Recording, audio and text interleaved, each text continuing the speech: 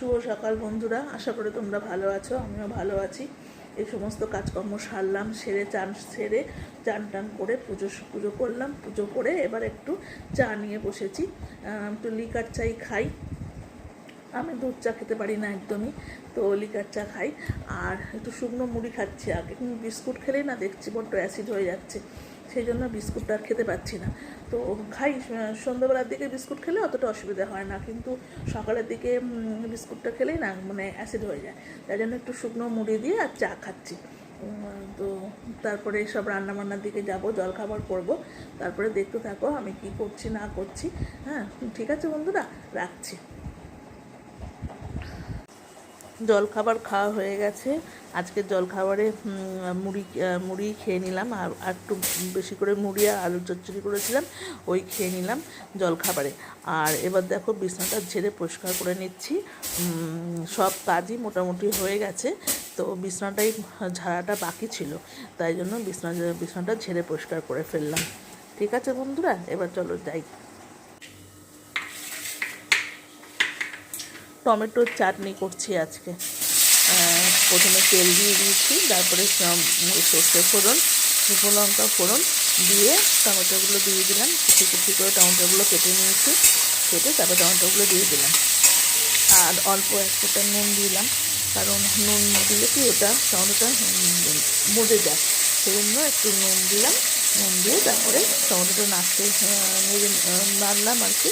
Tomato ভালো করে একটু ভেজে টেজে নিয়ে তারপরে একটু নুন দিয়ে দিলে কী হয়, টমেটোটা একটু নরম হয়ে যায়, তার জন্য টমেটোটা একটু নুন দিয়ে দিলাম। দিয়ে তারপরে টমেটোর চাটনিটা করছে। ঠিক আছে,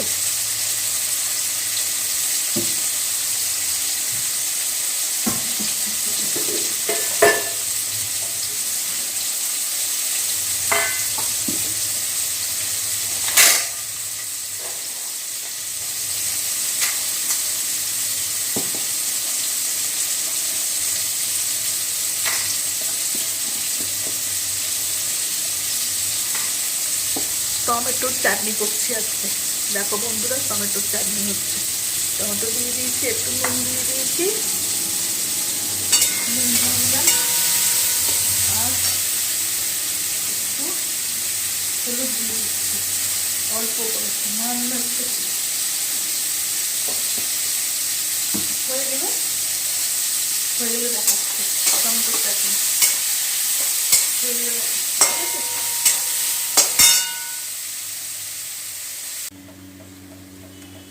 আলু ভাজা করছি।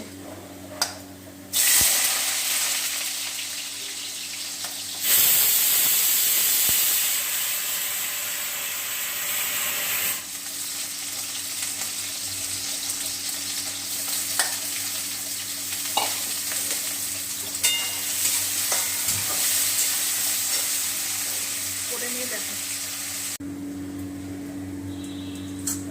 আজকে করছি গাছ পাটা, মানে মাটন, গাছ মাটন। পেঁয়াজ দিয়ে দিলাম,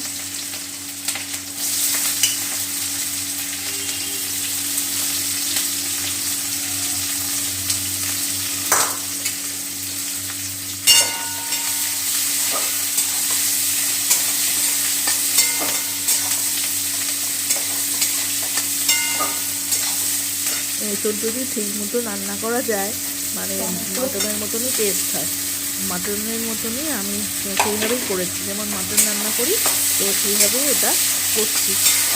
সেইভাবে রান্না করলে না মাটনের মতনই, যেমন মাটনের টেস্ট হয় তেমনি গাছ পাঠা মানে এঁচড়ের টেস্টও ঠিক সেরকমই হয় খেতে।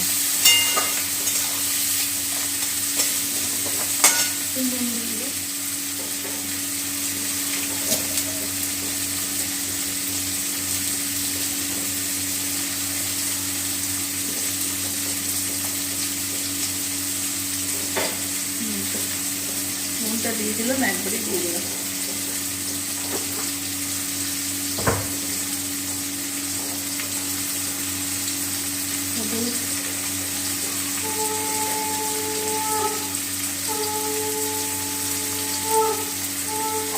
হলুদ গুঁড়োটা দিয়ে দিলাম, আর এবার দেবো লাল লঙ্কার গুঁড়ো। লাল লঙ্কার গুঁড়োটা ফুরিয়ে গেছে, সেই জন্য আবার লাল লঙ্কার গুঁড়োটা ঢাললাম কৌটোতে, ঢেলে তারপরে দেবো। তারপরে আর ওটা শেষ হয়ে গেছিলো লাল লঙ্কার গুঁড়োটা। আমার তো মাসকা পরিমাণ আনা থাকে, তো কৌটোর মধ্যে রেখে দিই, তো ফুরিয়ে গেলে আবার সেটাকে ঢেলে রেখে দিই। তো যার জন্য ওটাকে দিতে মানে দেওয়ার সময় দেখলাম যে শেষ হয়ে গেছে, তাই জন্য ওটাকে আবার একটু ঢাললাম, ঢেলে নিয়ে তারপরে লাল লঙ্কার গুঁড়োটা দিয়ে দিলাম, দিয়ে ভালো করে ওটাকে কষাতে হবে। আসলে কষানোটাই যেমন মাংস কষায় না, সেরকমভাবে কষাতে হয়, কষালে কি ভালো হয়। আর তারপরে দিচ্ছি জিরে, ধনে, আদা, রসুন সমস্ত বেটে একেবারে দিয়ে দিলাম, দিয়ে এবার ভালো করে কষিয়ে একদম কষিয়ে নিতে হবে।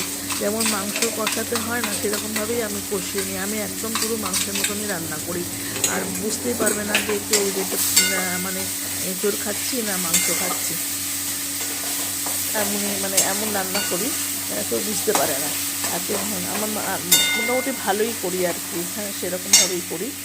আর ভালো করে কষিয়ে নিয়ে তারপরে এঁচোড়গুলো দিয়ে দেবো, সমস্ত এঁচোড়গুলো। আর এঁচোড়টা আর আলুটা না আগে সেদ্ধ করে রেখে দিই, অল্প একটুখানি অল্প সামান্য 1 ফোঁটা নুন দিয়ে এটা সেদ্ধ করে রেখে দিই।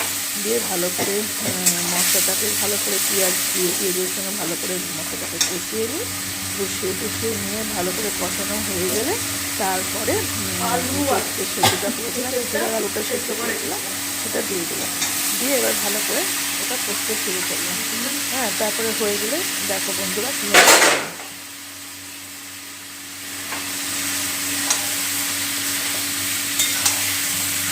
সেইগুলো দেখাচ্ছি।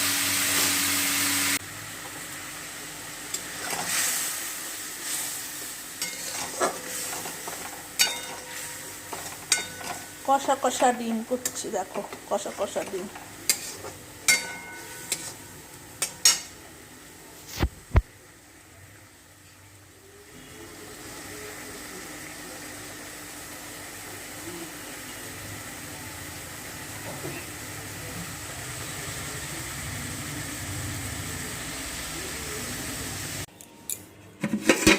এই দেখো ভাত, এঁচোড়ের কালিয়া, আলু দিয়ে, ডিমের কারি, মাছের ঝাল, ডাল, টমেটোর চাটনি, আলু ভাজা।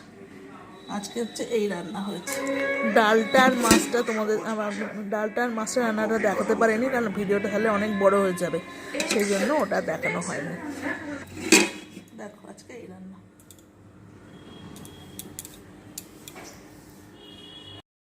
রাত্রে তরকা আর রুটি। গুড নাইট বন্ধুরা।